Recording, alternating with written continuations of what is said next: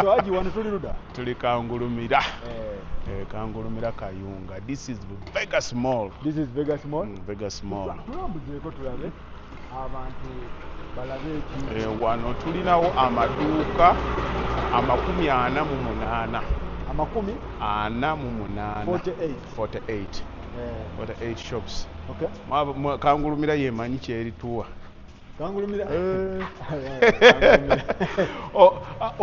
Omusajja agenda bateekerawo wano awe manju bagenda kujja abantu nga we baliira obulamu. Ewa. Gardens awo. Emanju. Era agiye mwennyini manyi mwami mutawe yagenda okuzza. Olabe kyagenda okuteekawo. Kangulumira yonna tugenda giteeka wano. Nga baliira eno obulamu. Sente bagenda ziriiranga. Tikitoka bonna.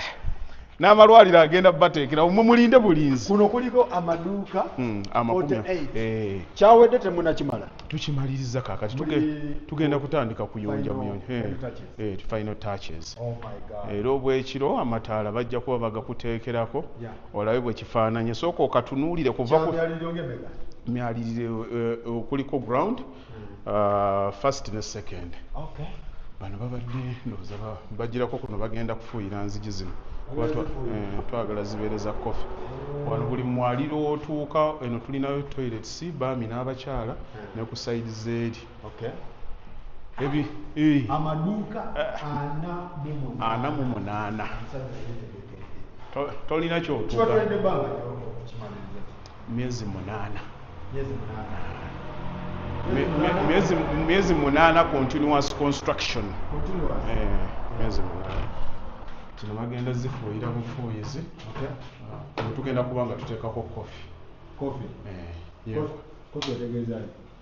kala browning ejjira mu kofi. Si kino ekyaffe ekya bulijjo. Twagala ebintu bikyukemu okwo. Kati zino gonna maduuka. Saluuni biki. Bonna bayita. Kwe jangu. Kyonna yakibateekeddewo. Tugendeko wano ku ka first floor. Ono mu America. Americana. Era omuntu ali mu Kangulumira ali eyo simanyi tamanyi wa agenda kukola wano kigenda okuhappeninga. Tugenda kukola kasite nga kaffe wano Kangulumira.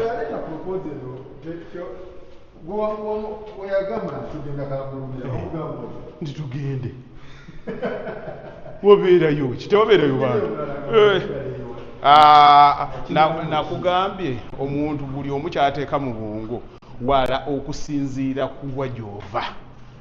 Bano emmotoka toziwulira tezivuuma. Toziwulira tezivuuma. Tunuulira quality. Si byakwejjako. Oli atuga bakikoze ne butayiro babadde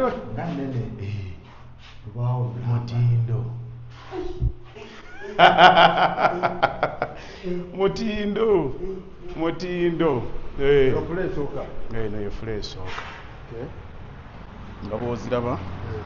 tutambule tuddeko ku sayidi za wano aba aluminium. Osobola obbakwatirako ne ku sayidi zaawo nga bw'ogaye kati kyolaba ku fule eno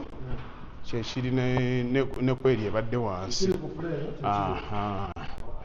Kati ate amadaala yagateekeramu ddala agawera. Tunuulira gali agalaga wano bye galina wano agali opposite. Wali ku sayidi za wano ne wano si kugamba nti edduuka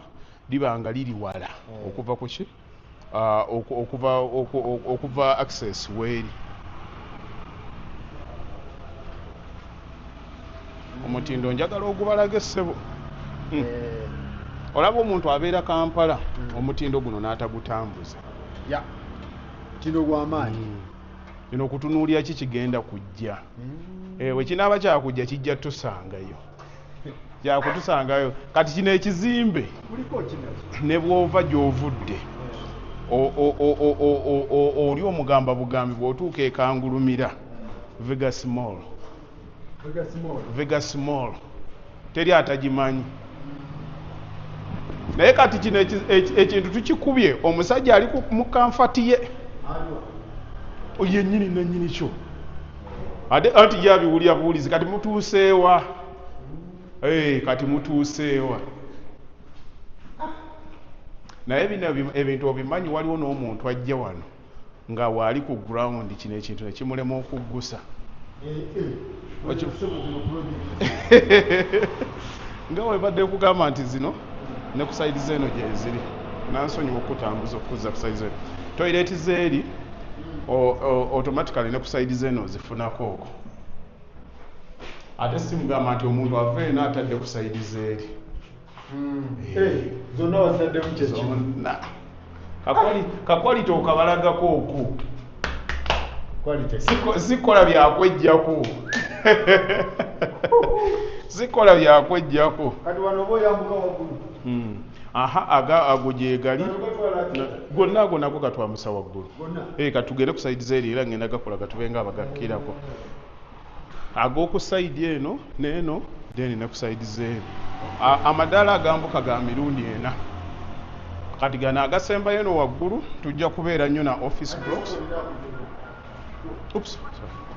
eno waggulu tujja kubeerayo na office blocks office tugenda kuteekayo office then tubenga tukola ki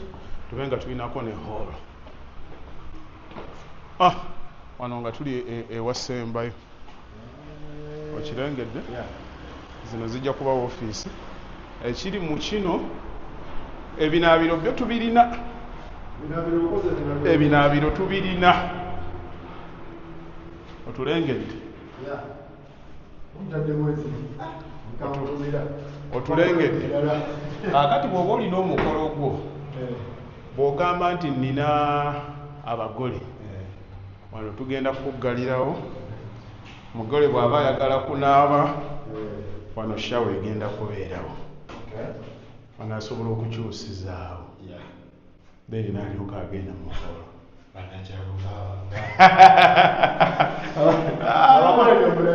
mwabalimanya kyemulimuwa mwabalimanya kyemulimuwa ate wano eno holo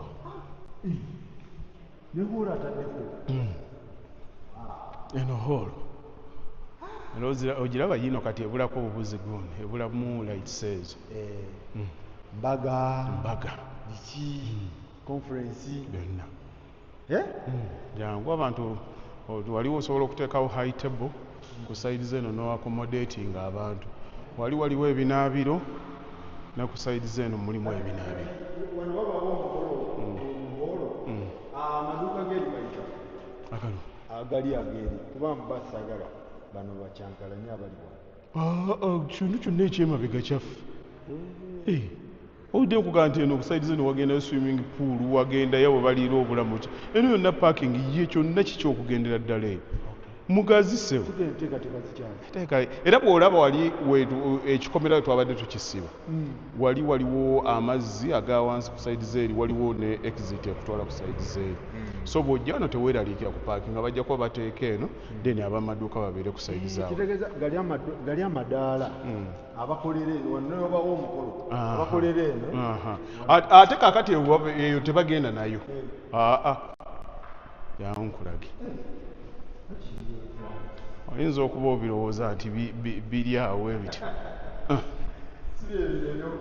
kati gano ge gakutwala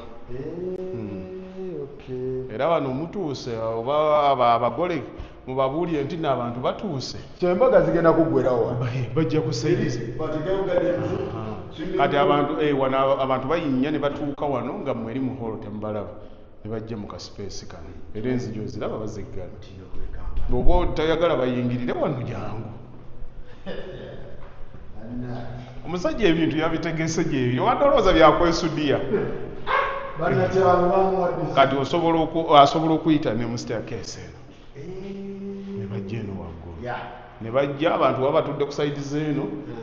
ne bayingira ku sayidi zaawano oba bajja butereevu ne basala busazi ate abagole bakumbamu emeka gumu ebiri esatu ku reception oba wubira bugumu ebiri nga watudde dda Faluku atuuse Faluku wuuyo nakijjo bamuleese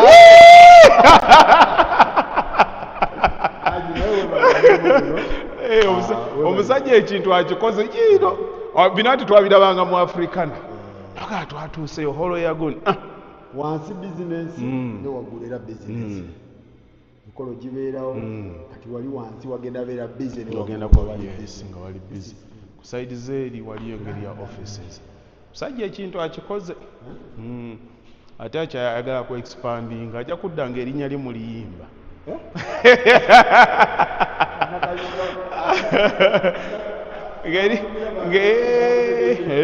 ng'erinnya lye mu liyimba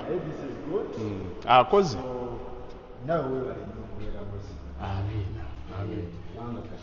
bino si byangu projects ezifaanana bwe ziti tukire ndowooza wano tukire wano kano kakutuulamuko butuuzi nga bw'onaabeera ng'oli bweru tokalaba ne kungulu twakateeseko glass omuntu bw'obeerawo obeera ku muzuuli ekintu kiikyo kibakwatire okyalina ky'obanja omusajja ekintu akikoze nawalaka interview gye mwakola naye kati ate linda kyabatwalakawo emabega mulimu abantu abaluka nga si kyaleero nkugaya abaluka nga si kyaleero abaluka nga si kyalwaleero abantu abakola ebintu webiti legitimately nebateeka glass kongo ezo 10 mm waggulu tezigira eyo 10 sebo zikola ebyo ade ndaba buno obubaati obwaggulu sookera wano okola byanjawulo sookera wano omuntu sabakira nti bw'aba ayagala mutindo they get kati wano wiiki eno butaachi ezibuno obusigaddeyo babutaakinge kuleeta wano cleaning company erongoose then wano bajja kuba bakola nga ffe wetuli kukyawali wansi kukyeri emabega ekintu kitandike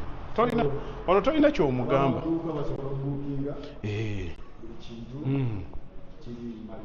alina okubakakasa bukakasa ssebo kizimbe kyanyiridde abantu ne batandika kitya buti bajja lwaggulu okwekuba bifaananyi gwobakakasa ti bannaye wano wabeerekako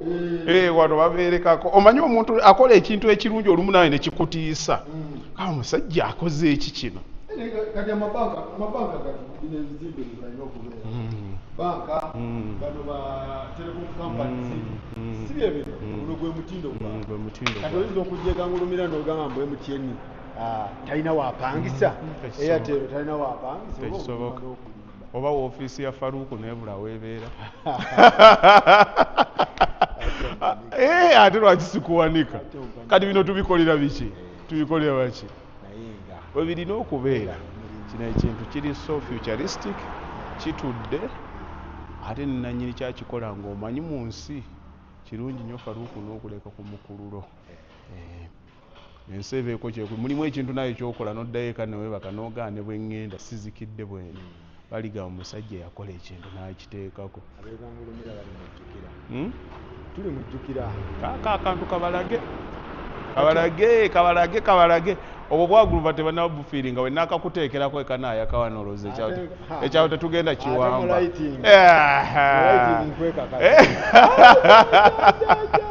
bataddeyo akantu ku TikTok ne bagamba ono omusajja asoma kirungi n'okubaako neka exposure abantu bagenda ne bakola ebizimbe ebirungi ne babizikiza n'omugamba nti ki kakati era mentalite y'omuntu atakolanga ku kintu omanya kyayogera oli bw'alaba ekyo ekintu omanyi kyasooka naye okola otya kuyaka okola tosobola kuba na kizimbe n'oteekako abantu kati ekizimbe nga kino ne baba bakuwadde emitwalo 50 kumpi alinako ono ne gundi ne holo wali waggulu kumpi obala amaduuka 50 kwataano 5 obanga ali mu bukadde 25 n'ogamba nti nno ogenda kulemwa okwasa amataala ga security ku mitwalo 3 omwezi ne bwegaba mitwalo aga ojjako bujja kaluumu kamu nti kekaasa ekintu oli n'abeeraawo ng'ayitawo ekiro n'aga waliwo ekizimbe kanzireyo ndabe mitwalo aga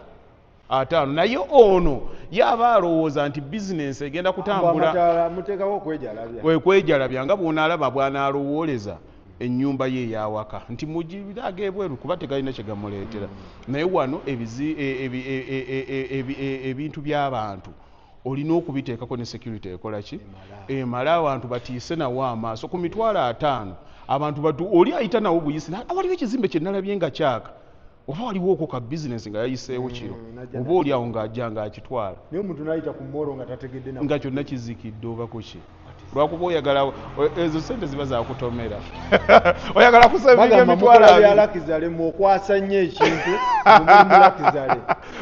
buli lwofuna sente n'osigala nga weeyisa nga atalina sente tewali kirala kiba kikutunuulidde okuggyako okuddayo obeere nga tozirina. Katugende tutuule wali wansi tunyumye emboozi buli kimu naye nga mwami mutaawe tukutumiddeko nnyo ennujja ze ekintu bwe kiti bwe kiri webale okitegeera webale omusajja asiba ro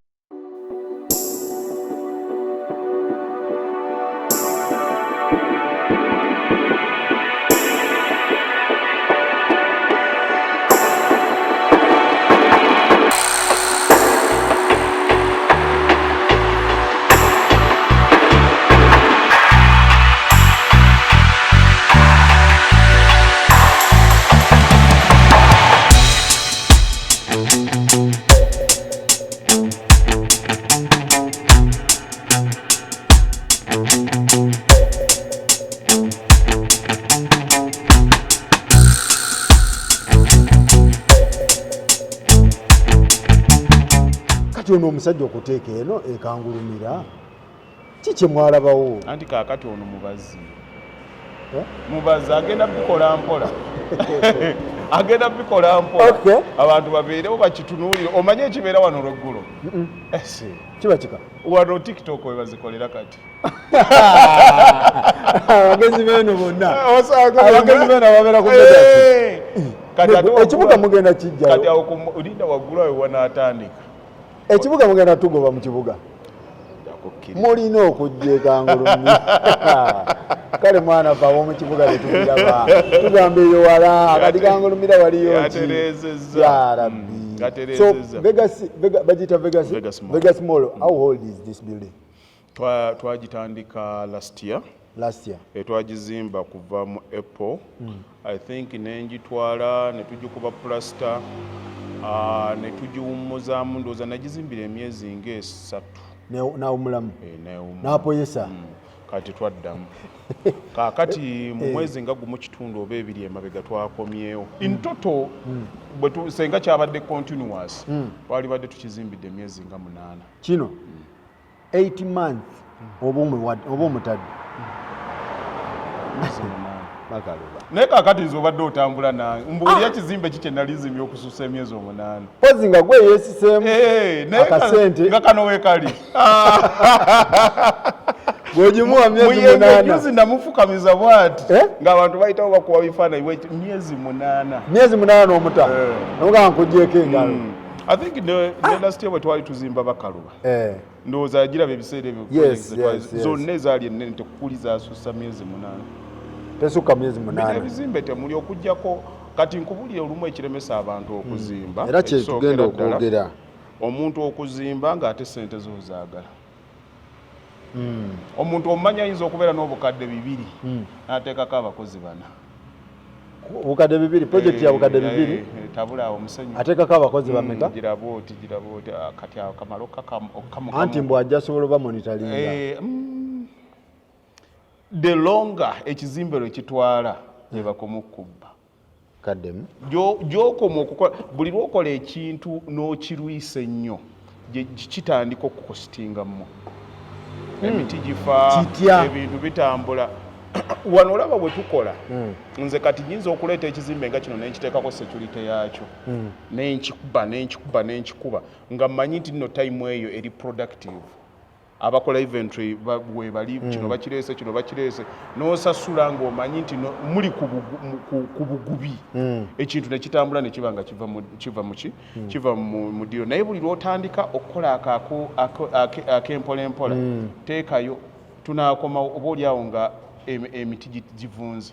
gye wasibye abantu nga ne ku kyalo bamanyiddeko amanyi adiwo yawasobola okugenda akola ki naye wano bakwata mavumbavumba bakola pressure weeri gundi aluwa olwo kakati muzze kangulumira mukola mukimalirize muveewo ndaba kamera wali tetunatandika naye olaba ekizimbe kintiisizza ndaba kamera eyo wemwali muzimba ekizimbe waliwo kamera nga kyakatandika kamera yaki ku project eyo ya client abaalaba ekitegeeza atufuna atulaba direct wano gwewesuulyako busuulizi abeera gyabadde mutawa atulaba anyigako bunyizi projekiti y'omuntu oteekawo kamera obeera eri ng'olaba abakozi kye bakola ekiriwo era akubulya n'okubulya nti kino kibadde bwe lwaki muteekawo kamera ate kati obaako nekyombuuza teweerengeresewo Allah mutawa atufuna byonna ekibeera ku sayiti ye tolina kyomuli ekitegeeza sayiti zonna oba ozimutalinga nteekako nze gyenjagala bantu ebintu nga mubitadde kyendaba wano ne client kyalaba teri kulimba omuzimbi n'akulimba wendi twakoze kiraya nti aba alina okulaba ekikola ki abeerayo direct bino bya ingine bye balimba abantu wendi ku site wendi njokalaba kati kano nkateeseko kati kalicodinga anonyize record era kati kano nsobola okadownloadinga naye nkakuwa direct ako real time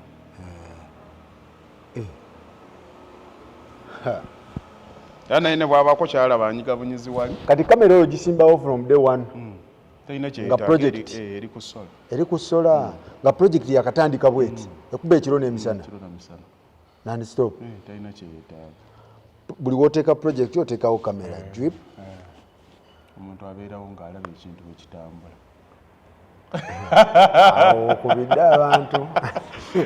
ebyange faruko mbikola transparency erina okubeerawo ate kino ekintu nze ekikinyambye okulaba kaliko badde ogamba lwaki omuntu okugenda empola faruko okuzimba kuno kuli tricky bw'oba olowooza nti nno sayiti wagimala njagala omuntu yenna alaba puroguramu eno omubuuze nti watandika sayiti yo n'ebitiyo bimeka watandika sayiti yo n'enkumbi mmeka ne wirubaalo mmeka wewamaliriza walina bimeka ojja otegeerera nti olaba wirubaalo ebula olaba wirubaalo ebula olw'ettaala ne switch omwana abisitula ekizimbe nga kino okitandika wirubaalo nga 8 oba 10 mugenda okumaliriza nga waliwo emu etambula n'ebbiri ezaafa n'ogamba omusanvu gwalagawa nga toziraba kati aji ekirungi kati gwe bankuba kye babaddemu era wabadde nabo era ku Saturday ogenda London Saturday nga musanvu ogenda Bella London abankuba kye bano bamanyi ennyumba zaabwe ziremedde kuki kuba luli twayogera nti abamu zikwamira ddala ku gundi ate nenfuna complaints nti ate abamu tebatandikirako ddala nti ate abamu batandika ne bigootaana nti ate abamu bo kompulitire byaganira ddala kati nze Faruko ndaba okugenda okudda wano ekintu ekyampa amaanyi okudda gaali mayumba gange abapangisa nga mmanyi byonna ebirala byengenda okukola n'ebigaana ez'obupangisa tezibula abapangisa 10 era 6 gusasula kati buli mu mbeera namanya nti ndi ku shuwa kati ekintu ekikuwa shuwa efaanana bwetyo manya nti si kyangu buli kintu kyonna ekirungi kibeera kizibu kati okuzimba olaba abantu bayinza okugamba nti kati buli muntu yenna azimba olaba ekonomi zonna ezikuze ne zeeyongerayo ezigenda waggulu bonna mukyalimu abapangisa ate abapangisa be basinga obungi nekitegeeza nti ensi ne bwerikulaakulana okwenkana ki oli ku shuwa buli muntu tagenda kusobola kuzimba so eyo bizinensi eri ku shuwa eyo bizinensi eri ku shuwa ne bw'oba olina wooteese kati nga abapangisa tebannaba kuyingira nkukakasa bwe bayingiramu babiri sooka oli ezo ennyumba tewali oli ne bwayepampalika okwenkana ki simanyi sente zange sizibalaamu musenyu sizibalaamu teri asuula ku muti bonna olugira bwati bwamala okubyogera ebyo ngadda mu kazigo ke teriyo nsi etalina bapangisa teriyo ate be basinga obungi bulinsi nezikulaakulanye bapangisa kana akazannyo kazibu nnyo kati olw'obuzibu obwo bukirimu manya nti nno buli mu mbeera yonna kijja kusigala nga kikola kati abantu abamu bagenda ne baagala bakikole nga luxury kale akataka kammeka kale awo oba nsobola okugirayo ayagala akikole casually alowooze nti no kigenda kuvamu ekintu ekirungi kyonna kirina okuba nga kimenya kati omuntu agenda n'agamba nti no ngenda kuzimba ennyumba ya bisenge 3 ogenda kuddamu ddi okuzimba nga tagenda kuddamu kuzimba ina lifetime kati n'atuukaawo ng'ate akantu akamulemesezza okuzimba lwakubanga guudi yamwongeddemu awo enzigi bazongeddemu 40,000 kati n'omubuuza ogenda kuzimba emirundi emeka mu bulamu bwo ddala 40,000 g'owulira ge gakumenyamu ekyo oba okitegeera kyengezaako okugamba nga ensonga gyawa eraga bulazi nti nno kiri takyagala nnyo n'omuddira kati nga tayiro ngeeyo n'agenda n'asalako ogundi yagamba etaseera n'ateeka gwe tayiro zo zeeyongeddemu 1,000 naye nga yeetaaga square mita 5 okumala ekizimbe kyonna obwo obukadde obwo naye ng'ate alina iphone mu mpale ya bukadde 5 kati n'omugazi n'essimu n'ekizimbe kyo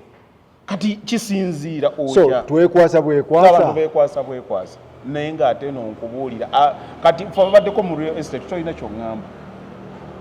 abantu bonna ababaze oli nakugamba nti no kati nina biliyoni 3 nina gundi meka tebazikwata lumu kati njagala tutandikire kuba wano then tutandikire eri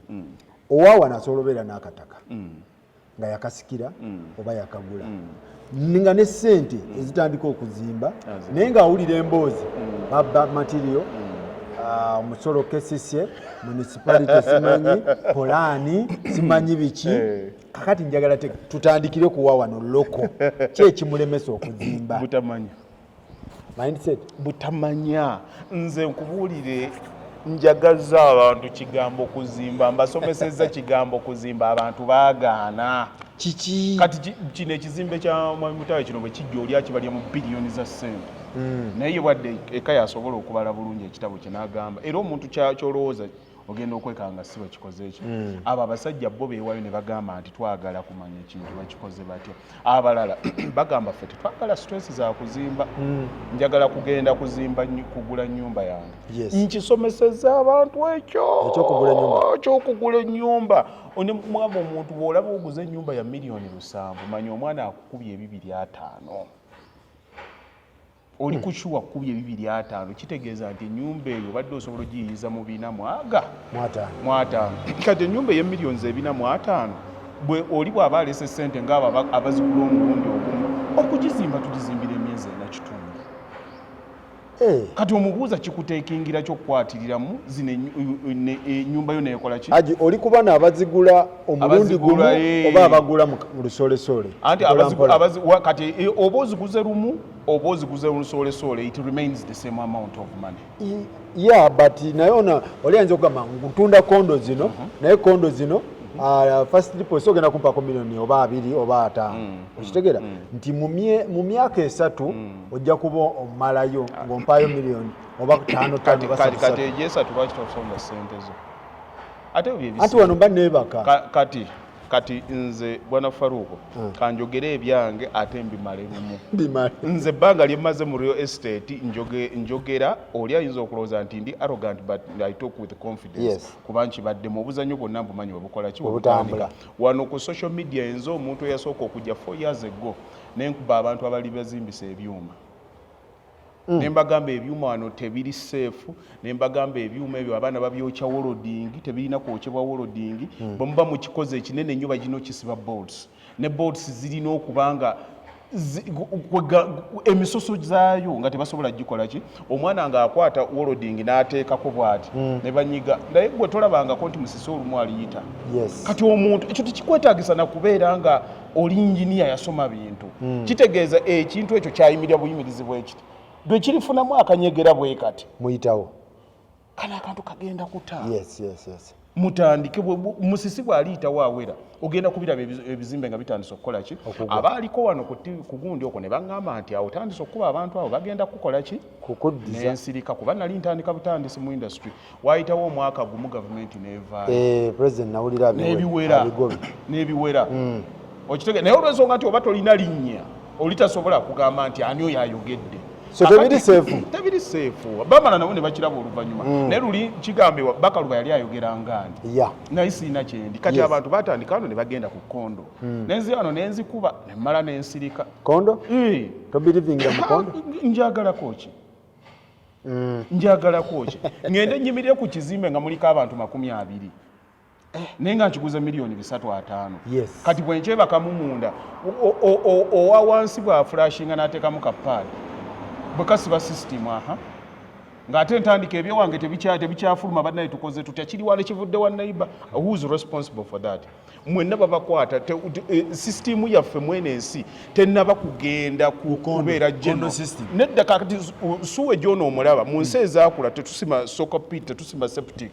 byonna tukwata tuconnectinga buconnectings ku system ya council ng'ebintu bikola ki nga bigenda kati mwenna muli wano abantu 20 we mulikeera ku makyanga septic tank ezibi ng'obejjudde kubira management kibabaguza dda bagenda dda wayise emyaka 10 ani gwokubira essimu manyi management yesigale kakati ekintu ekyo omanyi omuganda agamba kange kakira kyaffe ekintu ekyabangi tebakulimba wano genda kakati tolina third party ku mmotoka yo genda okoone tekola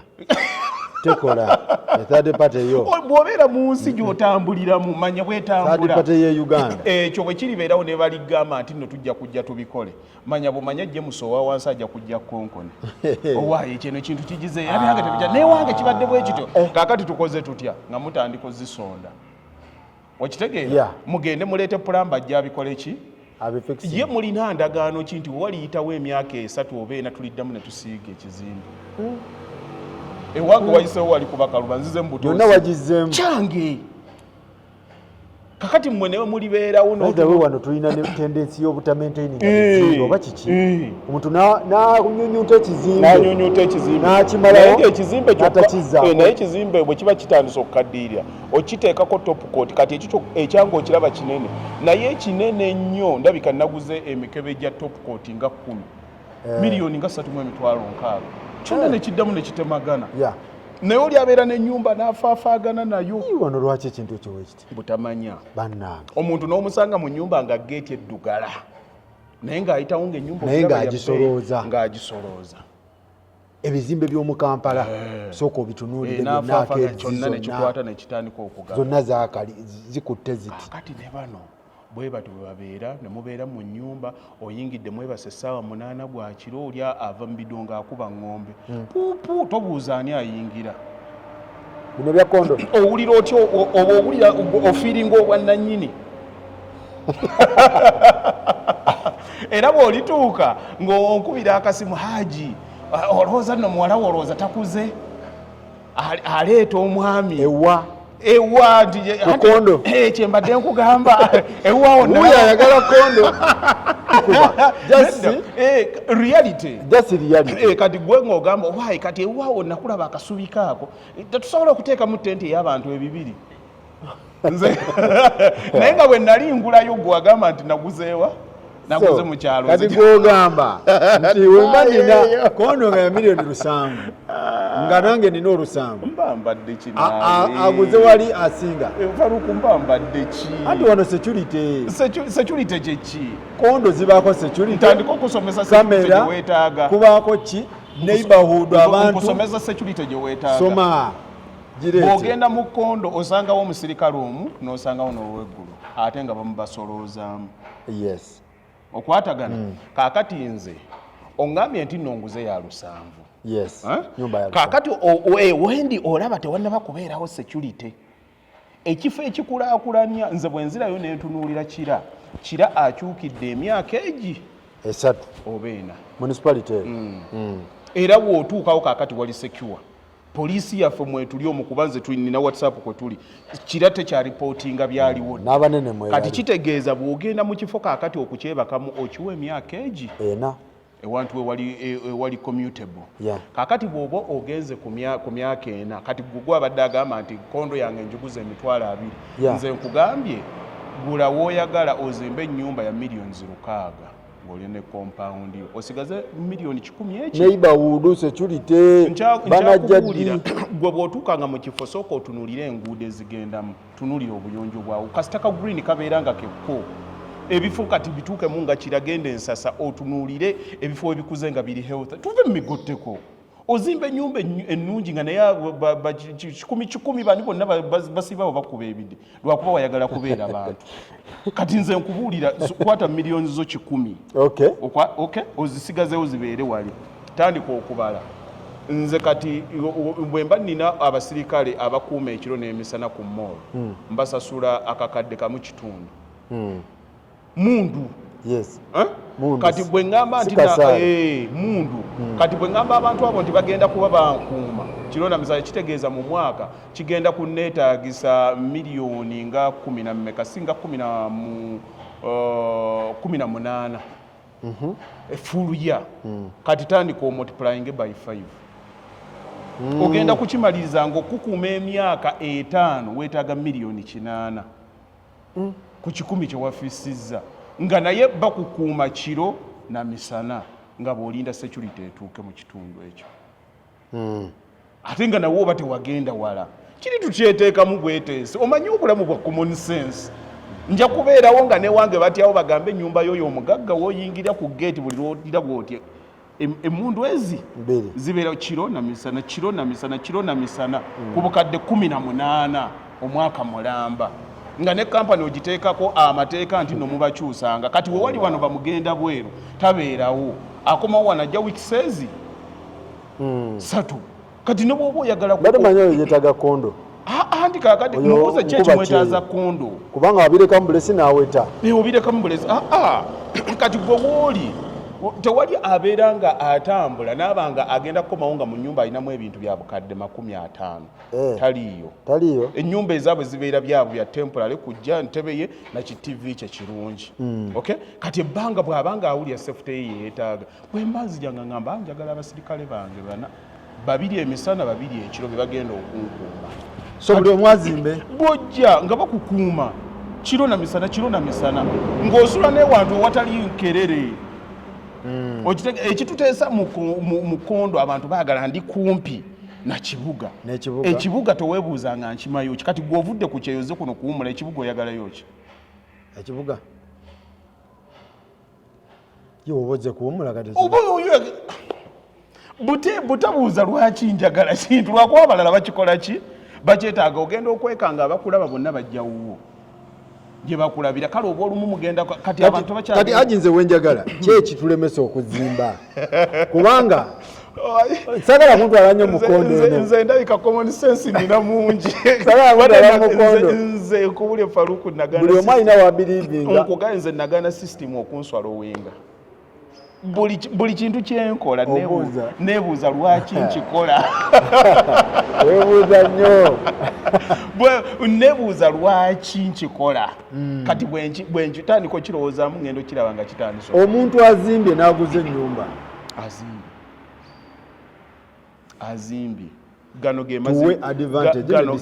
ge mazima agasembayo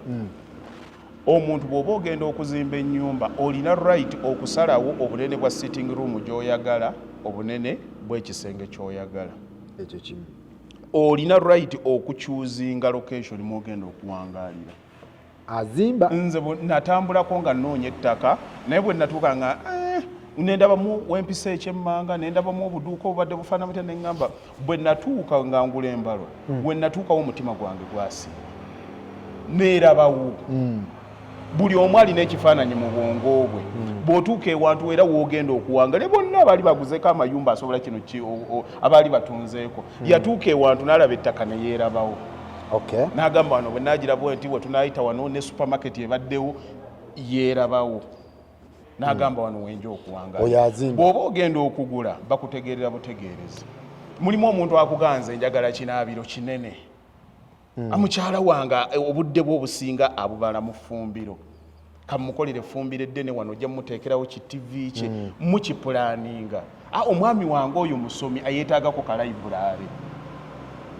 ekya jimu kyo kyetaagisa naye jimu togiteeka kumpira kisenge kubanga oli ayinza okukeera n'akozesa treadmill ng'onaakyebase opulaninga kyokola ki kyoyagala naye bw'oba ogenda okugula oli kyeyapulaninga gwe kyolina okukkiriza n'otuuka abantu abaagulanga amayumba najjeera agenda bonna batuukanga webabeeramu ne yeebakamu omwezi gumu ogwokubiri nga teyiro bazisitemamu bwe ziba tezisiiwuuse nti baba wa posirino omukootinge kungulu atali full body wansi ziba zitandise okudoodooma oba amategula ogakola ki oba amategula agenda okwowugira bwati nga teyali fast nga yali mu kirala disadvantage z'okugula ez'okugula you can check the quality disadvantage and advantage kuba abantu balinawo question nyingi ngule oba nzimbe gwagenda okwata omwana omugambe nti nno wagula muwayalinze nkubira ebifaananyi byayo tulabe bawayalinga olaba ezo bazituukamu ng'omwana yakwata kagundi n'asibako kasolo teepu webakusanga waya kiko wakigo okozesa era mupima mutya abantu batuuka butuuzi kasita ennyumba emulabikira bulungi bwati ng'agamba ki ate ekirala abantu abazimba gye yazimbidde John gyazimbira James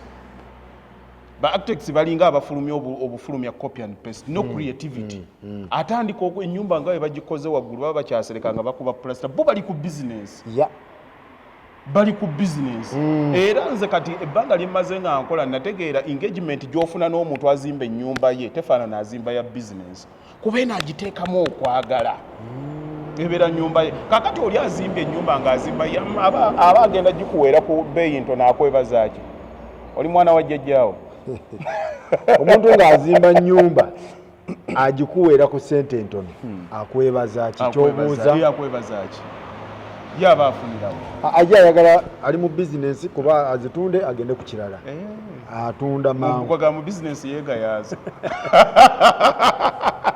nze nakugambye anti era kireke Faruku todaaga nnyo nakyo tojja kiggusa n'omukozi anti oli agamba bwe naazimba sente nina miliyoni zange 500 bwe naatandika bino ebyokuzimba bazimbi kunziba matiri ate mujjawa simanyi municipality simanyi council simanyi biki kankakwate nkawe omusajja ampe ennyumba aba mukyamu kaakati lwaki sigambye nti kwekubira kalangu lwaki tonoonya abantu ba professional sigambye nti noonya bakalu ba necessary obeerewo ng'osobola okucross checkingamu okwo ekintu kyoyagala Faruku okiyiga nze ne bwe tuba tugenda kukuba pulaani omuntu mugamba nti nno nga nkukwasa architecture team making sure nti obaweereza ebifaananyi bya ki kyolina mu bwongo andi badde sikiranga mugamba agendako ku YouTube oba ku Pinterest onoonye ku byoyagala atandika okuba nga developing ekintu naye ng'akijja mu bwongo bwe nawe obeere ng'olina input kuba woogenda okuteeka ssente zo nyingi so si kuleka muntu mulala kubanga yakukola ki yakutegeerera kikyamu kikyamu sente abantu zibamenya leka kubeera osobola okuŋŋamba nti naawe ozimba ennyumba naye tewali agaddeko omuntu ayingire mu ddiiro lyo omusange nga ali ati atuula ewali agadde atuule butuuzi atuule omuntu atuuleko mu ddiiro yaggwa Faruku wakakola otya mwebale kuzimba ekintu gye ani yakubira pulaani naye gwe n'ozimba ekintu ne kiggwanga liringa ssabo kola ekintu owulire nga ne mukyalawo ne bwali kyaleewo omuntu omulala waliwo omukwano gange yaŋŋamba bannange yazimba ennyumba naye naffe twazimba eyaffe ng'okwegomba kukoze eki naye gwe buli kaseera oba senga ano tumenyawo buli kaseera oba omenya oba mu transit waliwo omukwano gange yaŋŋamba ennyumba nagimaze naye nagenda okuddamu ate ng'amenya bandi gamba omusajja namugamba ekiyungu akiteeke wano nti ate ekiyigo yakinyiga kumpi n'ekiyungu ekintu kye weezimbidde omuntu n'akugamba nti kati I approve kale tugende wali tewabeerawo se wali tewabeerawo se baba bakutegeerera dda advantage z'okugula ze ziriwa ez'okugula ewedde buterumya stress kati nze nkoze gino emirimu ekinsasuzza si kuba nti ndi muzimbi si kuba ndi kikuteekinga stress y'abalala era nakatuukira no oladde olaba ebifaananyi obedda mbikuba nga mbiweereza ingeniya kino mujje kuba abazimbi bo evo oli wakubajjukiza kati abantu tebaagala stress waliwo kapenta wange buli mwaka maama waafa kati nerabira bwerabizi mumujjukiza nti wamubika ogwaggwa bw'aba yazifunyemu maama aba yafudde so stress ono bwemba njiguze nsobola omufuna mu maaso nga nguze ngule ojawo tujja kinyumyako yali agiguzeeko yali agiguzeeko yakimanyi tekimwetagisa tekimwetagisa kibeeramu naye advantage eriwo mu kuba nti weezimbidde it is always cheaper. It is cheaper. Kiri cheaper okwezimbira ennyumba. Kiri cheaper. Dani okugula obuguzi. Kijja kuyisa mu byo omuntu gwe nayogera nga atunda. Kuba nze nasooka kutunda. Nkimanyi. Nagule mwennyini bw'aba akozesa common sense akimanyi. Nti oli takimpa buwi naye akozeeko. Kiri cheaper okwezimbira ennyumba dani okugula ennyumba. Ngera bwe nali kugamba nti kiri cheaper bw'okwezimbira okusinga okukozesa nze contract. Ge mazima agasayo kuba nange contract tolina bwompita. Kubwere ekitegeezera nange bwe mbeerawo mba nina kyenkukola kikyenkulyako okutuuka woogamba nti ngule nkwate contractor oba neekolere ekisembayo kyekibeera kiipa naye oyinza okugamba nti kankole ki antwaleko kikyenjagadde okitegedde kyengezaako okugamba kati ekizibu ate kati gwabadde ombuuza anti kiremesa abantu tusooke n'abaawano tugende ku beeri abeewala abaawano okuzimba oba bifaanagana abaawano okuzimba tebayagala nnyo ab'e Kampala ate n'ekonomi yaffe okuba nti omuntu alina constant income wandi ebyaffe eby'e Kampala obimanyi byakubaatisa leero wazifunye enkya tezikola ki tezigenda kubeerawo abalala bwe baba bazimba tebakola supervision ate abalala bo bakibaga nti okuzimba kuli expensive nnyo balina n'emyaka kwe babateeka oli n'agamba ku TikTok nkyali mwana muvubuka sinnatuuka kuzimba bebano ekyo kyo buli oba omuleka neyeerowooleza naye ate okuzimba bw'oba wakafuna ssente actually sadvising nga muntu yakafunirawo ssente kutandika kuzimba njagala n'osooka n'ogeza bizinensi yako abantu bayinza okunfuna obubi kubanga mmala n'ensomesa abantu ebyenfuna ya ssente njagala mbabuulye bw'ofuna ssente osooka n'ozza mu bizinensi bw'emala okukwata obulungi n'olyoka ogenda okuzimba naye ate togamba nti ndizimba nga nkuze kuba gy'okoma okukula n'obuvunaanyizibwa gye bweyongera n'amaanyi gye gakoma okukola ki okukeewa kyova olaba abantu obaga nti tutandika okuzimba nga ate fiizi z'abaana ate nnina kino lwansonga nti baakeereya okuzimba faruka obulamu bwa bbugubugu oyinza olemererwa okuzimba oyinza okulemererwa kati omuntu alina zimbira ku myaka emeka ate giriyo tewali limiti anti sente si myaka anti oluusi omuvubuka yeesaasira omuvubuka nemugamba nti esooka okole bwoti zente si myaka nze nazimba ennyumba yange esooka nga nina emyaka 21 nga n'abapangisa bange nzija nempitawo bwendi nga tebamanyi nti yenze haaji ku 21 ku 21 nga tamanyi haaji kati okuzimba tekuliiko ki okuzimba sente bwe zijja n'obanga okwagala bw'obanga okwagala ate bw'okutandikirawo mu bwangu kaakati poloti gye nagula nze $1,600,000 nga nyingira emyaka 21 kati nina emyaka 43 mu myaka 22 olowooza eri mu sente wagigula saidi ki nagigulako mamboga eyo tekwatwako kisaasi twali tugulamu $4 million. kisaasi yaliko 4 kati ali mu $2 million. Kati bw'oba wagulamu bupoloti bwa 10 oli mu buwumbi bwa ssente naye kati ezo fomula tetuzisomesa bantu kubanga abantu tebalina bugumiikirizo obwo ate abantu tebeeraba nti basobola okuwangaala okusukka emyaka omuntu asobola tereka poloti myaka ago aba abadde ki muvuka wenaga kanjigule nga ndi ku yunivasite wano gitereka emyaka ago tasobola era ezo zitone twazerekereza bw'otuuka okubyogera oba motivational speaker babirabanga ebiboozi balabanga ebiboozi naye webimala okukwata omanyi kye bagamba naye abo tebalina kye batatubuulira n'omubugamba kyoyagala nkubuulye kyekiruwa waganye buganye so kati bwemba waliwo omuvubuka nga ye ati nga omumanye sisitimu ya Uganda abamu balonda nnonde ssente kubojjerera abalala bakuba nkube tubeere straight abamu balina engeri gye bazifunamu oli n'akeera olunaku ne lulama n'akwata miliyoni ze 8 n'alwawula oba atya oyo omuwa amagezi kola kyoyo eyabbye nga yabbye enzibi kale yakubye enkube bakuyita kuba sirina amagezi ge muwa agende yebyo eyabbye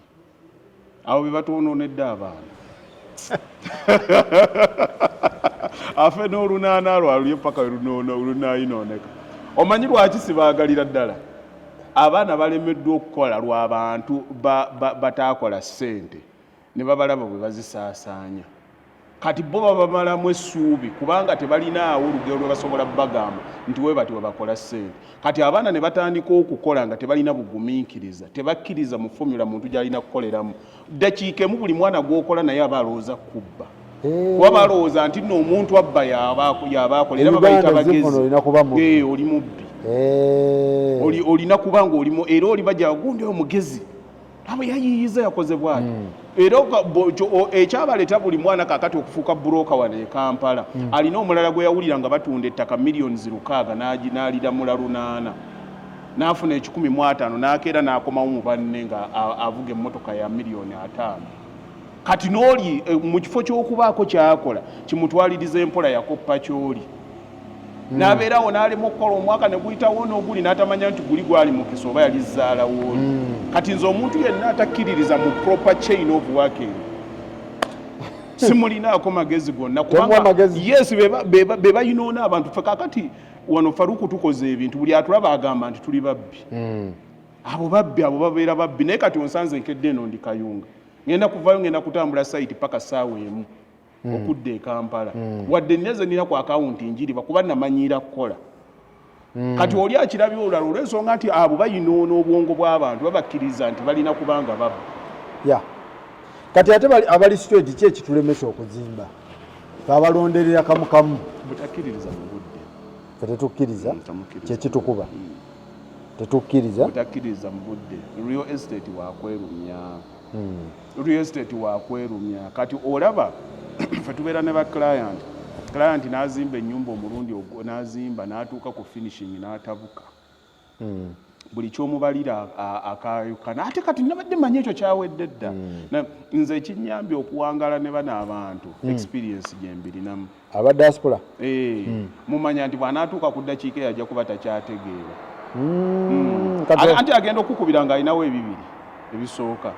awo buli kimu mukyakwatagana watuuka ku finishing yatandika okwagala okutema amakoona oluggi lwa mmeka lwa mitwalo 35 badde manyi lwa 25 ng'akubira Faruku ng'akubira lwakuba asise ate awulira ayagala kikole ki ayagala kitambule kati nze mbamanyi nange enzimba era eyo feezi njituukako naye waliwo atatuuka ku feezi eyo kati Faruku waliwo atayombangako na muzimbi mu ddakiika nga 5 kankubulira ekimbeezezaawo mu bizinensi eno ngikoledde emyaka egi abantu baleeta abantu baabwe babazimbire oli nga kizimbe eki ne muganda we ne batuula mu miitingi y'ekika mutegeeragane kale musonyiwe layira babuuze bana bali ku kyeyo bakola bata kale yali muganda wange nga nze mpeerera abaana beze sitole zokka ezikola nga project yekutte abadde azimba nga naye bamuzimbamu meeting zitula musonyiwe muli baluganda babajjukiza bujjukiza nga kino kyakola ki